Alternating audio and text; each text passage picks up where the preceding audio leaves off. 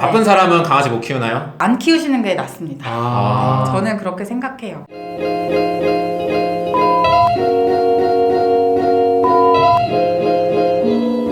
덕이로. 네, 안녕하세요. 전 덕다이버 한승우. 네, 안영찬.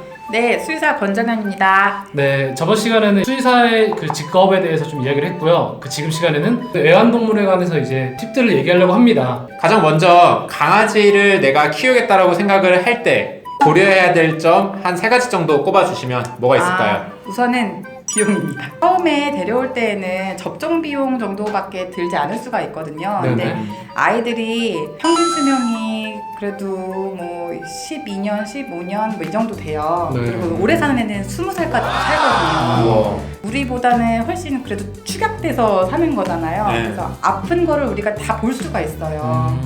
그러니까 아이들도 아프면 병원 진료가 필요하기 때문에 요즘에는 데리고 오시면 적금을 드시는 분들도 많으시더라고요. 아. 네, 미리미리 준비를 해놓는 게 좋아요. 왜냐면 내가 이 아이가 지금 건강하더라도 나중에는 어떤 일이 생길지 모르고 급전이 필요할 수도 있고 하니까 미리미리 좀 준비를 하고 생각을 해놓는 게 좋아요.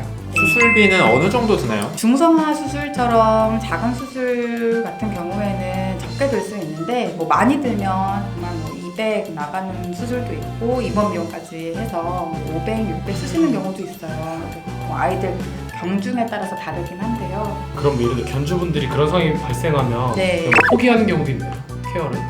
그냥 정말 안 좋은 경우에 그냥 안 데려가시는 경우도 있어요. 입원을 시켜놓으시고 연락 두절이 되시는 경우도 있어서 네네. 난감했던 기억이 있어요. 그 다음에 중요한 건 뭐 있나요? 시간이 꼭 있으셔야 돼요. 바쁜 사람은 강아지 못 키우나요? 안 키우시는 게 낫습니다. 아. 저는 그렇게 생각해요.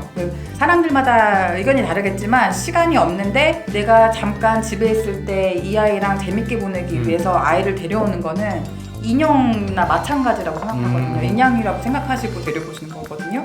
근데 아이들은 움직이는 생명체인데 네네.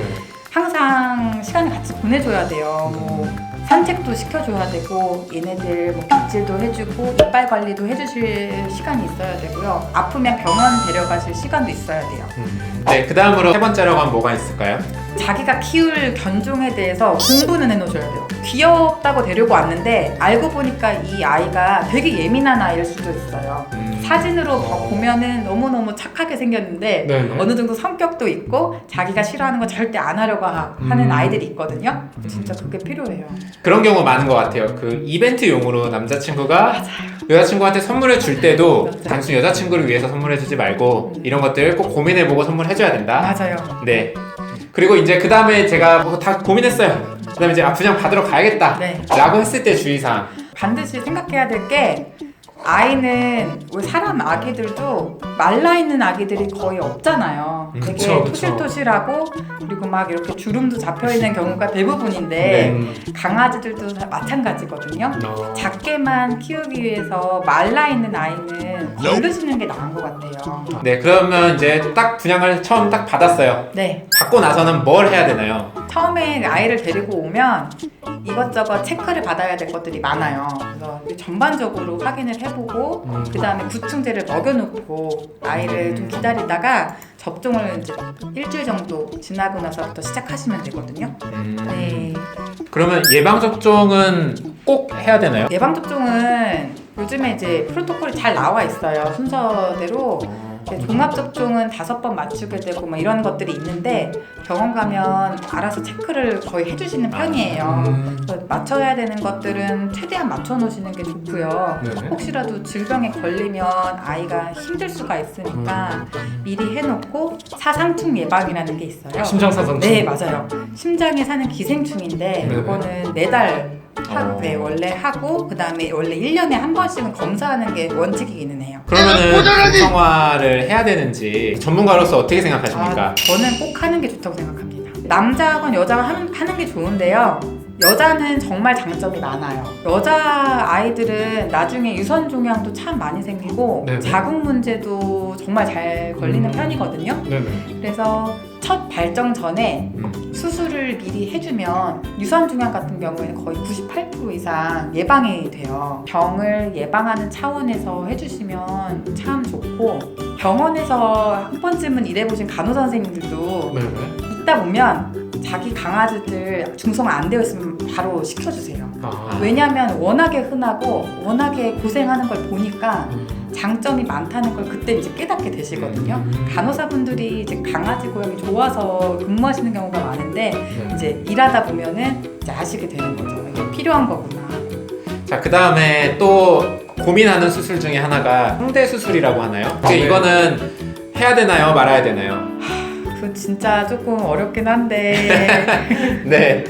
이게 보호자님이 이걸 시켜주시는 분들이 강아지를 사실 사랑하지 않아서 시키는 거는 아니거든요. 아이랑 오래 가고 싶고 같이 살고 싶은데 어쩔 수 없이 같이 살기 위해서 뭐 시키시는 분들도 계셔서 마냥 비판할 거는 못 된다고 생각하고 필요한 시에는 네, 진행할 수 있다고는 생각은 해요. 버리는 것보다는 훨씬 좋죠. 반려동물 키우면 특히 강아지 같은 면에서 뭐 좀 주의할 사항. 당연히 요즘에는 사람도 되게 질 낮은 음식이 있을 수 있듯이 강아지는 사료에 많이 의존을 하기 때문에 사료는 선택을 참 잘 해야 된다고 생각하고요. 네. 너무 뭐 중량이 크고 싸고 뭐 이런 거를 찾을 게 아니고 성분을 이제는 조금 따져야 될 때가 된 것 같아요. 그러면은 간식은 어때요? 간식은 저는 좀 안주라고 하는 말씀드리는 편이기는 아, 한데요. 네, 간식을 너무 먹게 되면 아이가 주식인 사료에 너무 흥미가 떨어져서 오히려 영양분을 잘 채우지 못하는 경우가 많거든요. 특히 처음 아기 키울 때 너무 귀여우니까 이렇게 자꾸 주시게 되면 나중에는 아이가 오히려 엄청 마르거나 엄청 뚱뚱하게 돼요. 아. 네. 간식 살 돈으로 맞아요. 이제 차라리 좋은 밥 먹여라. 맞아요, 맞아요. 그리고 또 뭐 주의할 거 우리가 알고 있어야 될 거 있을까요? 요즘에 고양이 양즙이라고 해서 여기서 좀 걱정을 해야 되는 부분은 아이들이 엄마가 돌보는 아이인 경우도 있거든요. 엄마가 이제 먹이를 가지러 간 사이에 그때 발견이 돼서 데리고 오시는 분들도 계세요. 데리고 오실 때는 주변에 다른 고양이들이 뭐 있지 않는지 한번 조금 더 확인 한번 더 해보고 그 다음에 구조를 해야 될 친구인지 판단해서 데리고 오시는 게 제일 좋습니다. 마지막으로 좀 하고 싶은 이야기. 마지막으로 하고 싶은 이야기요. 아마 수의사 선생님들이 항상 생각하시는 걸 텐데 네네. 저희가 얘기하면은 많이 과잉진례라고 생각하시는 경우가 있어요. 네, 우선 진심인데 그거를 너무 곡해서 들으시면 저희가 너무 상처받거든요. 네. 그리고 아이들이 건강보험이 되지가 않잖아요. 네네.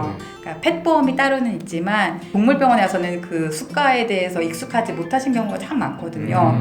그래서 근데 우리가 체계가 잡혀져 있는 거라서 웬만하시면 너무 의심하지 마시고 네네. 저희를 믿어주시고 아이를 같이 케어해 줬으면 좋겠어요. 네, 오늘 그 전문가로서 우리 여러 가지 얘기 들어봤습니다. 네. 저희 수의사님과의 대화는 여기까지 하고요. 혹시 뭐 좀 더 궁금하신 점 댓글로 달아주시면 진심으로 그 강아지를 사랑하시는 우리 권정현 수의사님께서 답변을 달아주실 것 같습니다. 네, 맞죠? 알겠습니다. 네, 저희는 여기까지 하겠습니다. 네, 감사합니다. 감사합니다.